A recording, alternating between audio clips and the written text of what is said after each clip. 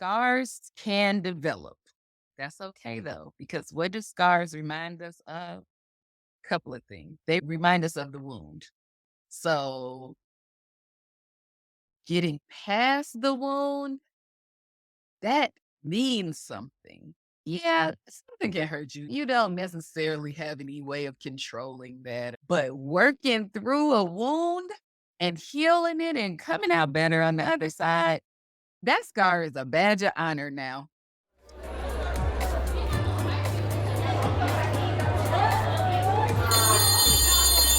Come on in, y'all. Take your seats. Let's get started. Hey, love. Welcome to Healing 101, presented by Seamless Wellness. I am Gina Cobra, your coach, your guide on the journey, your fellow traveler who has been a lot of places. I can curate and let you know what to expect. Of course, welcome. I'm so glad you're here. I'm so glad you joined me. What we're going to talk about today, emotional wound care.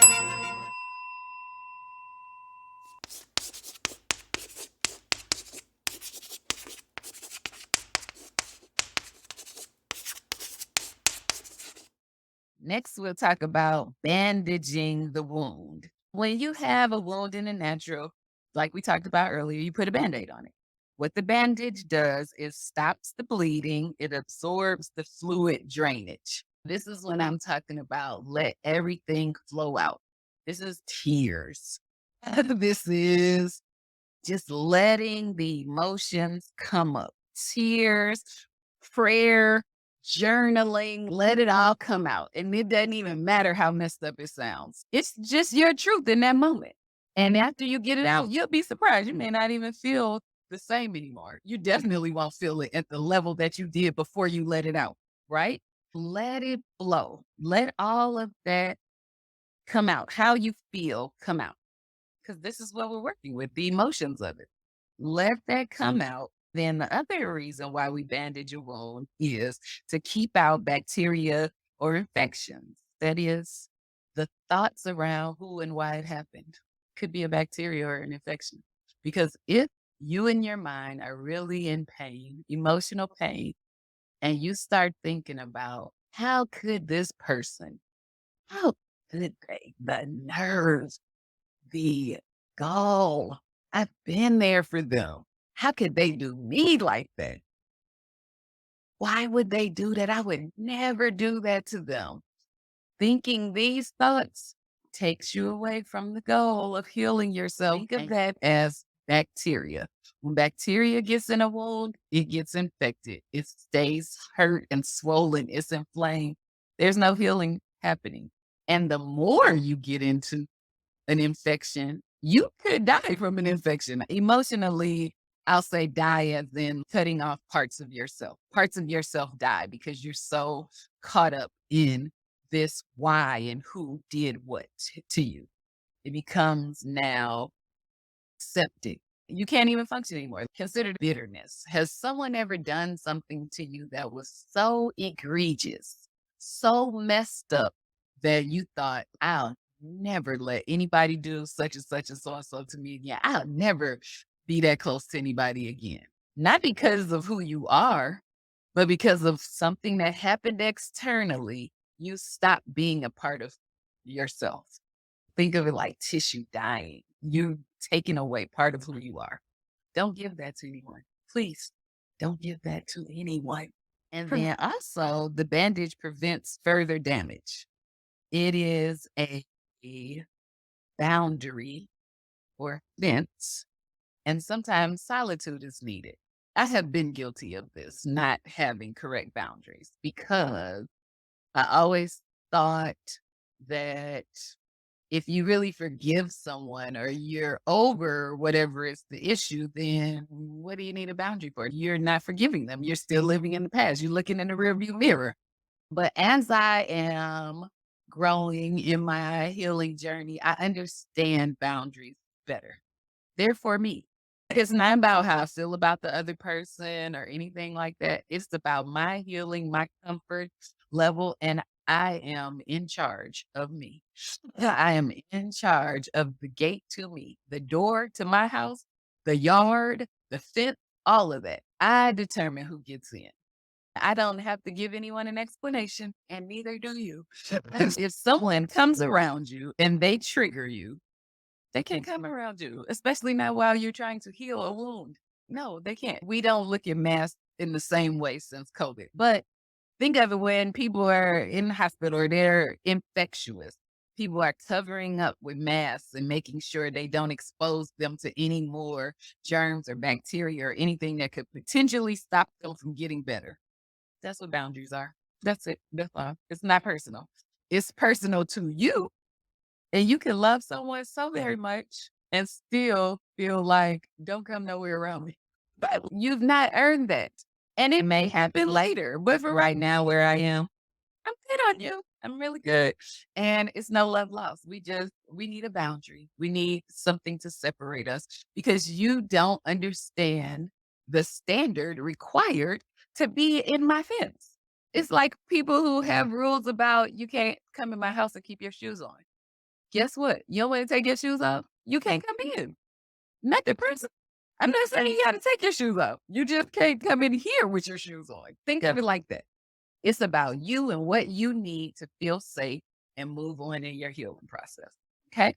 That's a boundary. That's a fence and solitude if you need it. Stage 3, growth and rebuilding. This is when you activate the internal healing because now we've got out the extreme pain.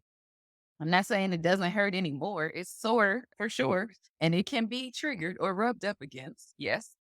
But it's not this throbbing, terrible pain that's all we can think about. When stuff first happens, it's all that you can think about. It's everything you do reminds you of that thing. We're past that at this point. Now we're starting to grow and rebuild. When you are healing a natural wound, oxygen and white blood cells come. Oxygen is like air, of course. We need that. Think about that as breathing, giving yourself space to honor how you feel and the time that is going to be required. You don't necessarily know. It might take a week, it might take months, it might take a year, however long. It's your business. But to give yourself space and breath. Think about taking deep breaths. It's expansive. It feels freeing. So give that wound the oxygen of breath and space. Okay? Yes. The white blood cells are the fighters. They protect you. Think of your positive self talk is your white blood cells. Whenever these negative thoughts come up, like, of course they did that. You don't deserve anyone to treat you well. Or if you hadn't done such and so and so, then maybe they wouldn't have done that to you. Or any number of negative dialogue that will start to set themselves up in your head.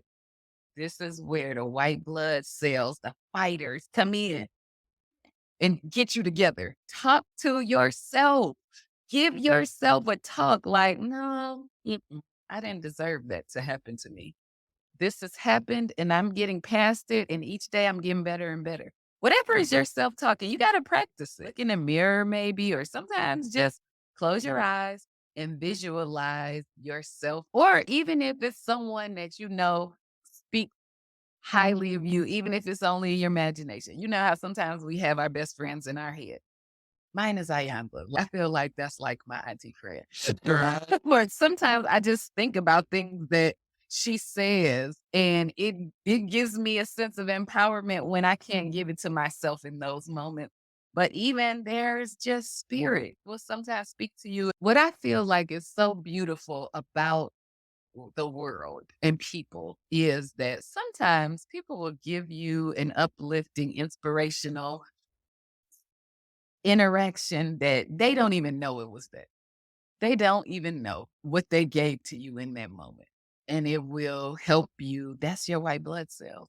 Not I'm not big on social media. And part of the reason why is because I can get in a rabbit hole very easily and time slip because my attention span is short. So I'm not big on social media. But these are the times when guard your eye gate and your ear gate.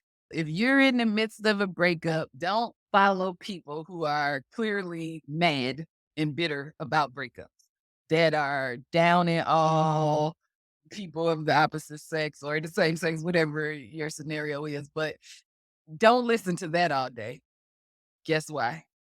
Because you won't be able to heal. You're not going to heal because you're basically gonna be in there going around and around, but there could be white blood cells available on Instagram. There's lots of people on social media that give positive content that is motivating and uplifting. Like, good here, right? I know I don't give you enough short stuff though. I gotta do better. Ask me about it. I'll do better because if I know somebody wants it, I'll do better. I promise. But at any rate, do that. Try to get yourself in this scenario where whenever something comes up that is negative thoughts or in the opposite direction of where you want to go with your healing, say something back to it. Say something back to it. That's it and that's all. Negative internal dialogue is the equivalent of an infection trying to give you a setback in your healing process. Talk back to it, use affirmations, and speak the truth. Speak the truth to it. I'm beautiful. If someone said he left you because you are not cute. That girl that he left you for is like way more gorgeous than you. I am beautiful. Absolutely gorgeous. And the one that is for me thinks that already. That dude just wasn't for me. That's it. That's all. And it doesn't have to be something wrong with him or the next chick. Just this is what it is. This is my truth. You know what I'm saying? So speak truth to that thing. Speak truth to it. Almost finished. Scars can develop. That's okay though, because what do scars remind us of? Couple of things. They remind us of the wound. So getting past the wound, that means something. Yeah, something can hurt you. You don't necessarily have any way of controlling that, but working through a wound and healing it and coming out better on the other side, that scar is a badge of honor now. I remember this is when my son, who's now a father himself, was little. He had got hit in the face with a block at daycare and it had this gash and he ended up having to get stitches.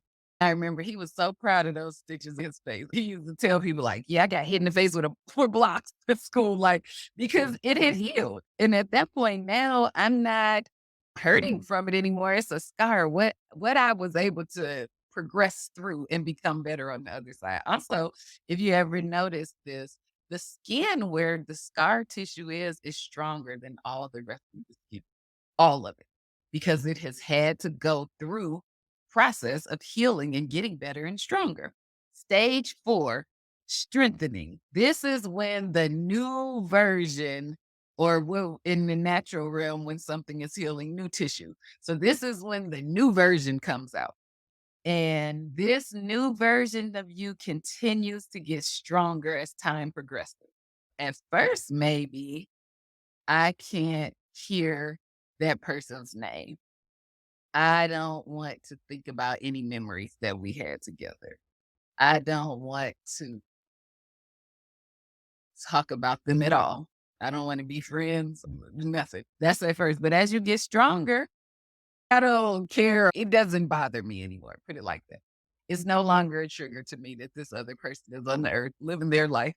We may not be meshing, or maybe we are now because we've got new boundaries or we have new expectations, and I'm healed from what was the injury. We're not beefing maybe. You know what I'm saying? This is where a new version of yourself comes up. Here's what happens when new tissue comes. There is stretching. So doing things that challenge the old version of yourself. Boundaries, somebody who used to call you and talk crazy to you, and you say, you know what? I'm not going to be able to continue this conversation if that's how you're going to speak to me. I'll talk to you another time. Bye. Or whatever is the new version of yourself that you have discovered in this healing process. Yeah, I don't go and do XYZ anymore. I go to the gym on Saturday mornings, so I can't stay out all night with y'all drinking. I don't do that anymore. Nothing wrong. I'm just using this as an example. So if you go out on Friday with your friends drinking, that's your business, and I'm not in your business. Using that as an example, like you will start to see a new version of yourself come about. You're getting stronger because of the healing. You're being stretched. challenging you to do things you've never done before. The skin can pucker in a wound. I've seen this with stitches where the stitches will go in and start to dissolve and tighten up the skin. It looks kind of weird, but that's when it's tightly gathered and sometimes it tears. The analogy I think of with this is when you're holding on. No, I'm not gonna let anybody in. I'm not gonna be friends with anybody that works at this place again. Because the last time I was friends with somebody, they hurt me. Da, da, da. That's it can tear you like that because it's not who you are. You are responding solely to the wound. And the strengthening process will be hindered if you do that. And then there is itching. When your skin is healing from a cut or something, you'll start to itch.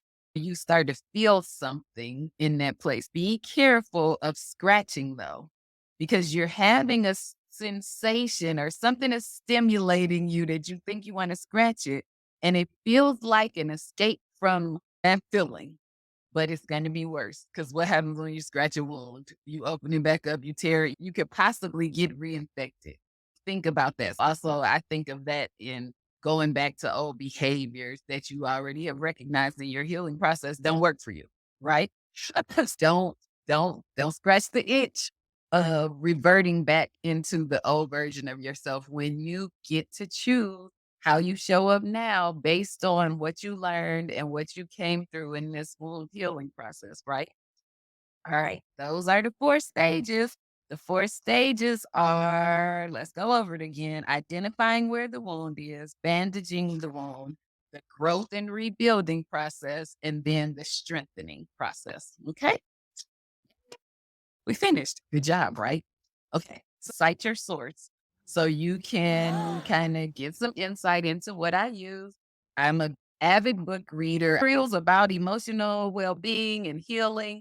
I'm all over it all the time. So if there are things that really work well for me, I will share them. And I do try to give you what I call a cite your source, where a place where I've gotten information from. What I came across was a book called Emotional First Aid: Healing Rejection, Guilt, Failure, and Other Everyday Hurts by Dr. Guy Witch. He also has a podcast. I've not heard his podcast, but I've heard him on a couple of podcasts. Lewis Howe for one, and some other ones. He has a English accent, which I like English accent, so I liked hearing him. The blurb of the book sums it up. It's practical strategies for treating failure, rejection, guilt, and other everyday psychological injury. I like that it gives you real world examples as well as what he calls first aid options of things that you can do yourself. And he does give extreme situations or letting you know if this is happening, then you probably should seek some professional help. So I like that he breaks down what's DIY, what we can do for ourselves. And now you're getting into the point where you probably don't need to try to do this alone. Even if you were, if you get to this point, then it's time to bring in the big dogs, if you know what I mean. So that is Emotional First Aid by Guy Winch. Guy Winch. Okay. And you know what time it is now?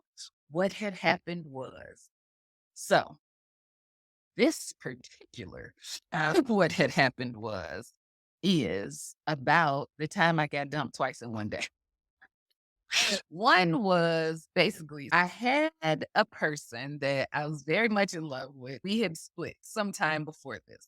And he broke up with me. And it was we'll go into that another time. He broke up with me.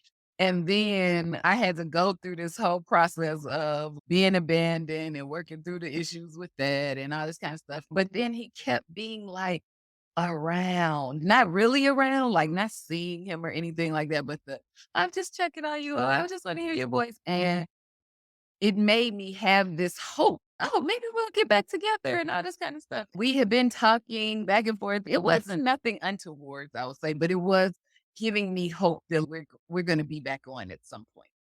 So I was also entertaining the idea of dating. I was gonna app and everything, so I thought I would, put myself out there. And then he came back around, so I was like, "What does this mean, universe?" I asked him one day, like, "Type T, da, da, da, da," and he hit me with the, "Yeah, no, I'm good where we are. Like, we just cool." And of course, I was absolutely devastated. But at the same time, in my mind, I was like, maybe this is the go ahead I needed because there was a particular gentleman on the app that I was like, I like him, but I don't want to pursue this if oh boy is going to ultimately come back around. I then was like, I'm going to tell him that I like him because we had just been kind of having fun conversations, but there had been no definite you wouldn't take it off the app or anything like that.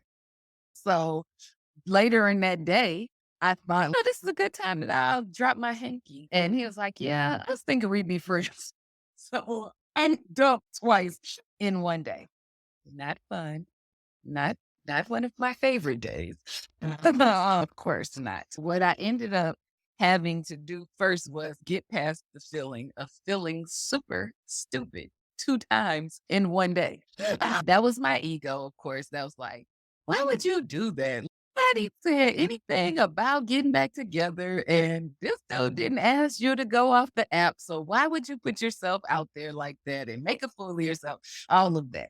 But luckily, I was telling a very good dear friend, and my friend was like, "Hey, that's what you're not gonna do, and is call yourself stupid and do all this other stuff." And I was like, "You know what? You're absolutely right. This is not the way. This is not the way. I gotta dig into what the root cause of this is." I was talking to God, I was praying about it and trying to figure it out. I actually woke up really early the next morning with some inclination that was on my heart. I started journaling about it and things started to come up.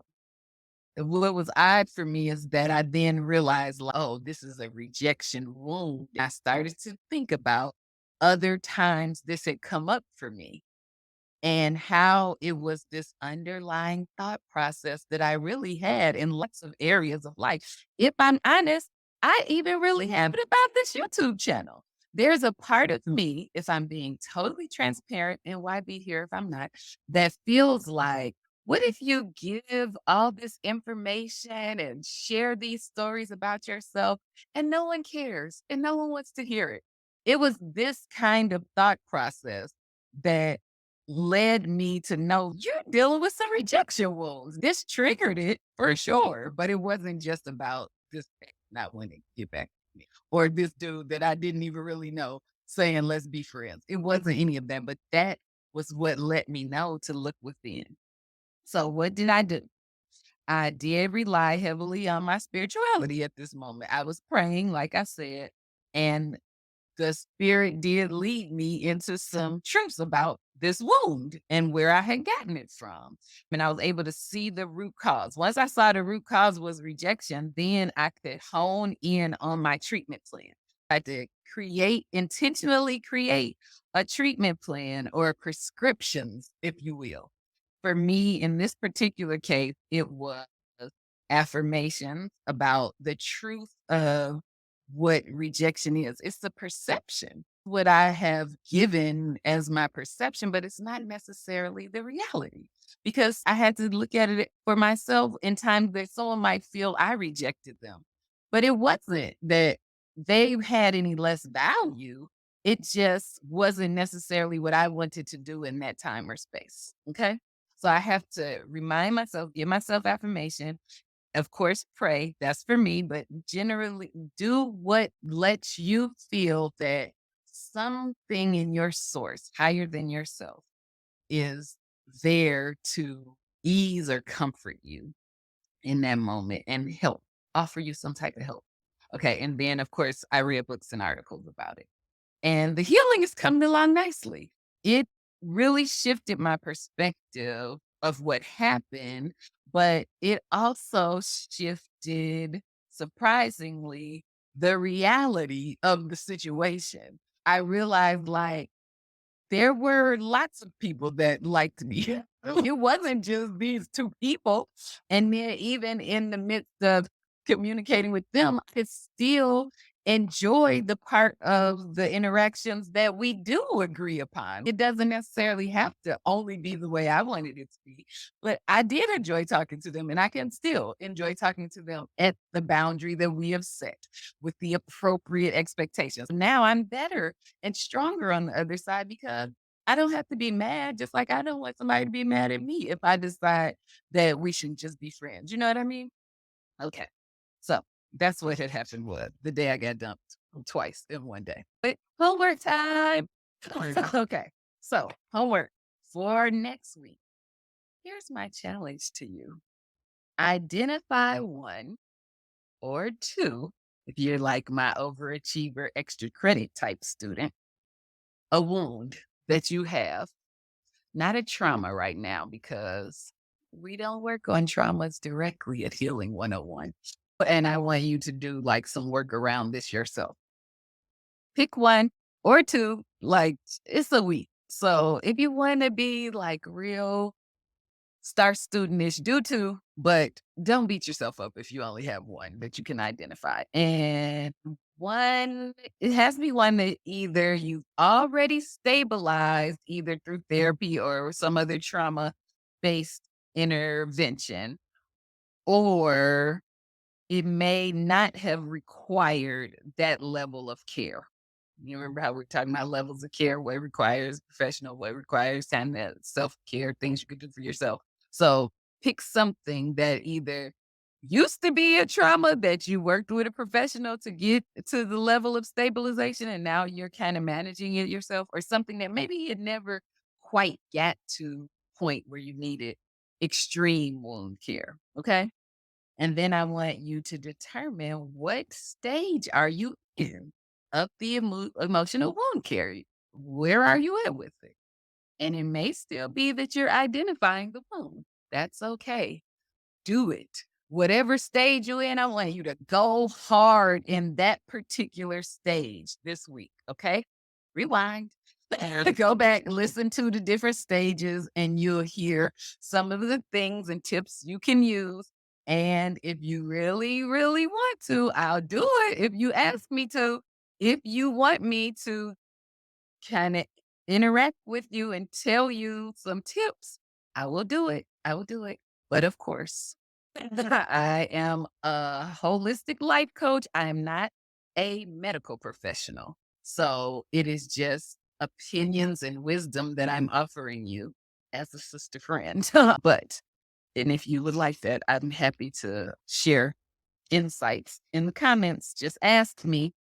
I hope that this has been as good of a session for you as it has been for me. You know, I love sharing where I am on the growth journey so someone else can also take in what I've taken years to learn. And I try to summarize it and give you the key points so that you can take it in. And of course, like I said before, take what resonates and leave the rest. If it all resonates, yay, I'm your person. If not, just take the part that resonates with you and leave the rest. There's no judgment, there's no bias. It doesn't have to be all a certain way because this is your healing journey. It's your healing journey and you can do it. I know you can. I know it with every fiber of my being. Guess how I know? Guess because I did it. And of course, I am like madly in love with myself. So I think I'm cute and special and all that kind of stuff to me. But that doesn't mean you're not. You are to you. So you can do all the same stuff that I did for yourself. You can do all the same stuff I did for myself. I'm telling you, you can do it. So until I see you again, you know what I'm going to ask you to do. Live, love, and thrive.